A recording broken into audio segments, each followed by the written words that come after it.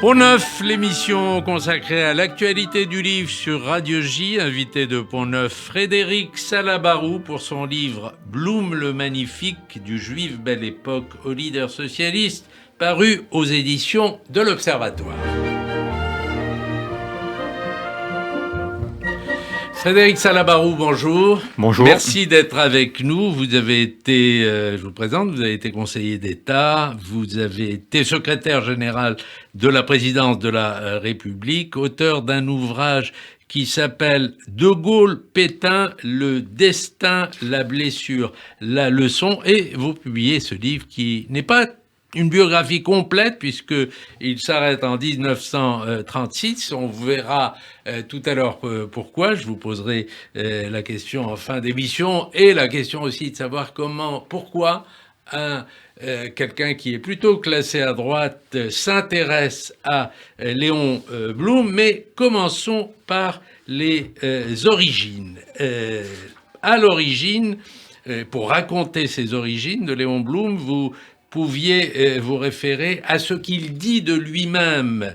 Mes 4 grands-parents sont nés français en terre d'Alsace, aussi loin qu'il soit possible dans l'histoire d'une famille plus que modeste. Mon ascendance est purement française. Depuis que les Juifs français possèdent un état civil, mes ancêtres ont porté le nom que je porte. C'est ce qu'il dit en réponse aux attaques antisémites qui n'ont jamais cessé contre lui. Il n'y a pas eu un instant où il n'a pas été en but à des attaques antisémites. C'est une phrase intéressante parce que effectivement, c'est un des rares moments où il répond aux attaques antisémites. Blum va très peu y répondre. Il va considérer que la dignité et l'idée qui se fait de la citoyenneté française fait qu'il doit se placer au-dessus de ça. Là, il va y répondre parce qu'il y a une campagne de presse qui dit qu'en réalité, il s'appelle, sa famille d'origine est Clark-Fuckelstein, que sa famille n'est pas d'origine française, qu'elle est d'Europe centrale, et donc il va vouloir rétablir sa vérité, peut-être plus d'ailleurs pour sa famille que pour lui-même. Effectivement, jamais personne n'a fait l'objet d'attaques aussi violentes. Avec d'ailleurs quelque chose de terrible. Il y a un moment en 1936, il monte à la tribune, et là, on voit bien à quel point c'est chargé d'émotions, chargé de responsabilités. Il fait son discours en tant que président du Conseil, et quand il redescend, Xavier Vallat, qui va devenir le malheureusement célèbre aux affaires juives, aux questions juives sous Vichy, monte à la tribune et dit « Vous n'êtes pas légitime parce qu'il n'y a pas sous vos souliers suffisamment de terre française ». La phrase est terrible et elle est fondamentalement fausse au regard de ces lignées de Blum d'Alsace qui avaient choisi la France et qui étaient totalement enracinées dans l'identité française. Et ce qui est propre à Blum, c'est que, en dépit des attaques antisémites, non seulement il n'a jamais renié son judaïsme, mais il s'en revendique, il se veut le pur produit, dites-vous, d'une passion juive pour la France. Oui, il est totalement à l'aise avec son judaïsme et le fait d'être français, comme il sera totalement à l'aise avec le fait d'être français et d'être sioniste également. La passion juive pour la France, oui, c'est ce qui m'a le plus intéressé et le plus ému. À l'origine, il y a l'acte d'émancipation de 1791, qui est un acte immense de la République, puisque jusque-là, les Juifs n'existent pas, ils sont une partie anonyme, chacun est une partie anonyme d'une communauté qui est au mieux rejetée. Et là, la République dit quelque chose qui est énorme, je vous reconnais en tant qu'individu et je vous reconnais en tant qu'égal dans la citoyenneté. Et ça, c'est immense, c'est le premier pays à le faire, et c'est un choc dans l'histoire des Juifs, au-delà des Juifs de France, qui est immense. D'un coup, ils sont projetés dans la modernité, dans le 19e siècle, où ils vont prendre une part considérable. Et il y a quelque chose qui se passe à cet instant. Et la communauté juive, on retrouve aussi ça ailleurs en Europe. Un Zweig adore l'Autriche, un Rathenau adore l'Allemagne, mais il y a quelque chose de particulier en France. Une reconnaissance est perdue, ce que Birnbaum appelle les fous de la République, ou les Juifs d'État. C'est-à-dire que quand la famille sort de la misère, ce qui était le cas de la famille de Blum, on projette les enfants vers le savoir, et une fois qu'ils ont acquis le savoir, Il n'y a qu'un rêve, c'est qu'ils servent l'État. Et donc, Blum comme conseiller d'État, mais un certain nombre d'autres, Dreyfus dans l'armée. Donc, il y a une sorte de parcours qui est très symbolique de cette passion. Et puis, bien sûr, la France, c'est le pays de la justice, qui est au cœur de la religion juive. La France, c'est le peuple des livres, et le pays des livres, et pour le peuple du livre, c'est pas rien. Donc il y a quelque chose de particulier. Alors, il y a d'abord, c'est le pur produit de l'émancipation, et il dit ceci, j'ai le droit de me considérer comme nettement assimilé, je sens nettement qu'aucun élément de l'esprit français ne m'est étranger, ni de l'honneur, ni de la culture française, aussi raffinée soit-elle, eh bien, je n'en ai pas moins le sentiment d'être juif, et jamais je n'ai remarqué entre ces deux phases de ma conscience la moindre contradiction, la moindre opposition. C'est toute une profession de foi qu'il fait. Mais c'est surtout une réalité profonde. Il n'y a aucune raison, il n'y avait aucune raison pour lui, et il n'y a aucune raison dans l'absolu de considérer que la citoyenneté française et le fait d'être juif pose quelque problème que ce soit. Et c'est d'ailleurs pour ça, parce que c'était très profond chez lui, qu'il a fait face à l'antisémitisme avec d'abord beaucoup de courage, mais aussi avec beaucoup d'évidence. Pour lui, ça n'avait strictement aucun sens. Et quand le 13 février 1936, il est quasiment lynché par l'Action française, il a failli mourir, il est sauvé par les passants, il disait toujours « ce petit incident qui m'est arrivé ». Façon de considérer que ça n'avait aucun sens politique et que par ailleurs, il fallait toujours qu'il ait une posture de courage et de dignité. On y reviendra, c'est un héros de roman, mais c'est aussi quelqu'un qui avait un courage et une droiture assez formidables. C'est aussi pour ça, anticipant votre question, que pour une part, ça m'a beaucoup intéressé de travailler sur Blum. L'homme est extraordinaire.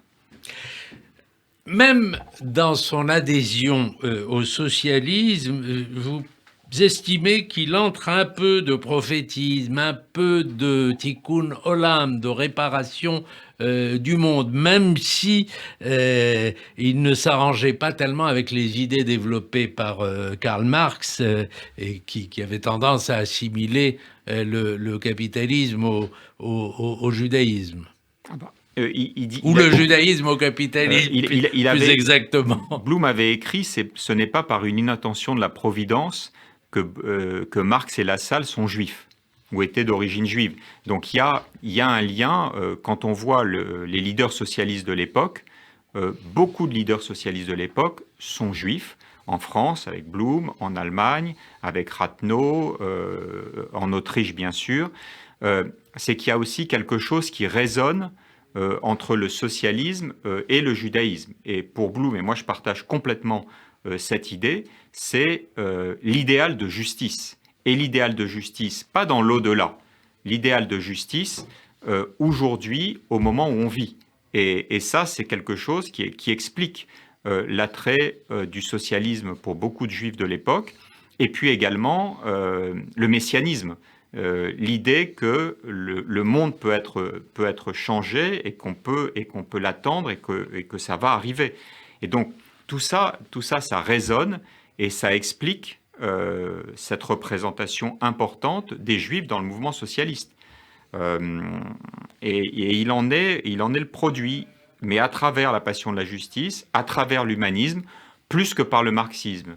Il va s'y convertir un peu comme Jaurès, parce qu'on ne peut pas être socialiste sans être marxiste, et qu'il y a une dimension très intéressante dans le marxisme. Mais à l'arrivée, c'est d'abord du socialisme français, humanisme, issu de la Révolution française. Il est absolument le disciple de Jaurès. Alors, sur l'homme, il y a une anecdote, je vous l'ai dit avant de commencer cette émission, il y a une anecdote qui me plaît beaucoup, elle est racontée par Gide, et ils sont tous les deux en train de se promener au boulevard Saint-Michel, et là, Blum s'approche de quelqu'un qui distribue des réclames ou des prospectus, et Blum en prend deux, et m'entend un, dit Gide, raconte Gide, en me disant « c'est son gagne-pain, il se sent moins humilié quand on prend ses papiers ». C'est une anecdote intéressante, Ouais, émouvante. C'est une très belle anecdote parce que moi j'ai toujours considéré que le premier instant souvent dit tout. Il dit tout dans la relation par exemple entre deux personnes et cet instant dit beaucoup de Bloom. À l'époque, il est passionné de littérature, il est avec Gide, il pense à la poésie, il voudrait être un auteur littéraire. Et en réalité, ce qu'on voit à travers cette anecdote, c'est que déjà la passion qu'il habite et qui va être le fil directeur de sa vie est la passion de la justice, et que c'est d'abord ça qui compte. Et il y a une autre anecdote qui est intéressante. C'est peut-être 2 ans plus tard, il est dans une revue littéraire, donc c'est encore le Bloom passionné de littérature, celui qui aurait voulu être Gide, Proust. Et il est dans un train avec un ami qui est aussi qui deviendra d'ailleurs membre de l'Académie française, qui lui qui va devenir écrivain et qui lui dit qu'est-ce que tu voudrais être plus tard. Et il s'attend à un Stendhal, un romancier, et Bloom lui dit je voudrais faire de la politique. Donc il y a déjà de manière inattendue ce geyser qui monte. Et d'ailleurs ça renvoie à une autre anecdote qui est belle. C'est celle de Disraeli. En 1834, Disraeli veut faire de la littérature. Il se sent proche d'ailleurs de Disraeli. Oui, mais Disraeli est aussi, même si c'est plus tôt dans le 19e siècle, il est l'archétype de ces juifs ou d'origine juive, parce que le père de Disraeli s'était converti, qui vont se passionner pour leur nation, en l'occurrence l'Angleterre, et qui vont se projeter dans la politique jusqu'à devenir des symboles de la nation. En Angleterre aujourd'hui, Disraeli, c'est le symbole du parti conservateur. Bloom est bien plus désormais que l'homme du Front populaire. Il symbolise quelque chose dans l'identité française. Alors, il se lance donc dans la politique, il commence sa carrière exactement comme vous avez commencé la vôtre, au Conseil d'État, sauf que la rémunération n'était pas la même et il touchait, dites-vous, 2000 francs par an. J'espère que les salaires sont meilleurs aujourd'hui. C'est pas les mêmes francs, c'est pas les mêmes euros, ils sont meilleurs bien sûr. Et il se marie aussi à la synagogue de la Victoire. Le couple, dites-vous, s'installera rue Guinemer, en face du jardin du Luxembourg. D'ailleurs, il fera école parce que beaucoup de socialistes aujourd'hui encore imiteront Bloom et habitent dans le même immeuble. Dans le même immeuble. Oui. Ah, dans le même immeuble. Et donc, il y a le fait qu'il s'est marié à la synagogue, à la grande synagogue de la Victoire. Oui, mais c'était pas un juif religieux, mais le judaïsme, c'est très complexe. Il y a à la fois la pratique religieuse et puis il y a l'attachement à l'identité juive. Il fait plutôt partie de cette tradition-là. C'est ce qu'on appelle un juif de Kippour ou un juif des fêtes. Mais il n'empêche que son judaïsme est extrêmement profond, extrêmement enraciné, et d'ailleurs probablement bien plus que lui-même ne l'a pensé. Et si j'ai voulu écrire ce livre aussi, c'est parce que, contrairement aux biographies, il y en a eu nombreuses et de très bonne qualité sur Bloom, je considère qu'on ne peut pas comprendre Bloom si on ne comprend pas qu'il est ce produit de la passion juive pour la France et si on ne comprend pas son judaïsme. D'ailleurs, c'est très intéressant de voir comment il a été sioniste. Le sionisme naît à Paris pendant l'affaire Dreyfus. Théodore Herzl, qui était très loin de la religion juive, comprend avec l'affaire Dreyfus que quelque chose est en train de se passer et que la solution, c'est le foyer national juif, c'est l'État d'Israël. Bernard Lazare aussi. Oui. Bloom, lui, va faire un autre parcours. Il aurait pu faire comme eux, choisir le sionisme. Il va choisir la France, le socialisme, Jaurès. Mais quand il va falloir soutenir le mouvement sioniste, pour lui, il n'y a pas de contradiction. C'est une évidence que pour les Juifs d'Europe centrale, ceux qui ont pas de patrie, et même ceux qui le veulent, Israël est quelque chose d'exceptionnel. Et il va le faire très naturellement. Alors que tous les autres hommes politiques juifs, ailleurs, en Allemagne, en Autriche, etc., ne veulent pas entendre parler du sionisme. Pour eux, c'est une antithèse avec la citoyenneté. Et c'est là qu'il y a beaucoup de modernité chez Bloom. Pour lui, et beaucoup de courage. Il n'y a pas d'antagonisme. Beaucoup de courage. Avec un hommage magnifique. En 1943, il est à Buchenwald, donc en camp de concentration, et les syndicats américains vont financer un kibbutz Bloom en Israël, qui existe encore. C'est très, il y a quelque chose de très beau dans cet instant de 43 qui dit aussi beaucoup de Bloom, puisqu'il va réussir à épouser sa troisième femme aussi à Buchenwald. C'était aussi un homme de la vie. C'est ça qui est intéressant chez lui. C'est une grande intelligence, une grande conscience, mais il aura toujours été quelqu'un d'incroyablement vivant et qui a toujours placé l'amour au-dessus de tout.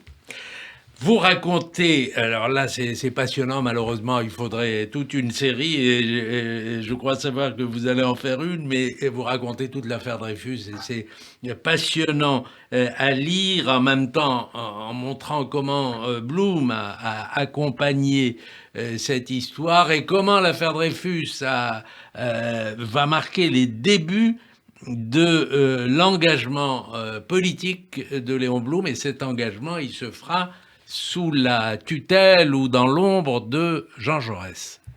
L'affaire Dreyfus, je la connaissais, mais là, je l'ai vraiment travaillé. Ça m'a passionné. D'ailleurs, le chapitre est presque un livre dans le livre. Et j'ai à un moment, j'ai même réintroduit Bloom pour rester dans le livre.